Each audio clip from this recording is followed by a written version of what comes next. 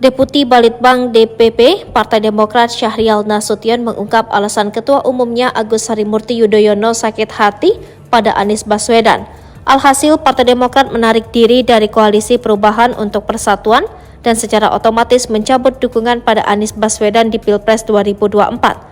Ternyata kata Syahrial Nasution bukan karena gagal jadi cawapres yang membuat AHY kecewa berat dan sakit hati pada Anies Baswedan. Pasti sakit hati karena dibohongi. Jadi bukan karena gagal jadi cawapresnya, karena dibohongi katanya.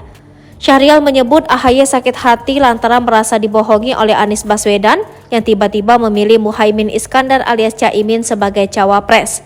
Padahal kata dia, Anies Baswedan telah tak kurang dari 7 kali meminta AHY untuk menjadi cawapresnya. Terakhir Anies meminta AHY menjadi cawapresnya adalah pada 25 Agustus 2023 lalu melalui surat tulisan tangan. Surat permohonan Anies kepada AHY itu dibocorkan oleh Partai Demokrat usai duet Anies Caimin terbongkar.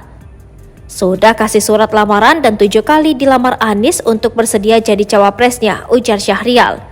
Pasca kejadian itu, Syahrial mengakui kematangan AHY sebagai politisi muda meskipun digostingin oleh Anies dan Ketum Nasdem Surya Paloh. Dia mengungkapkan bertemu AHY di Cikeas, Jawa Barat pada Jumat 1 September 2023 malam. Syahrial lalu membeberkan kalimat yang disampaikan AHY kepadanya malam itu. Kata Mas AHY, kita cari kawan, kalaupun dianggap lawan mereka salah baca menempatkan posisi kita, tutur Syahrial.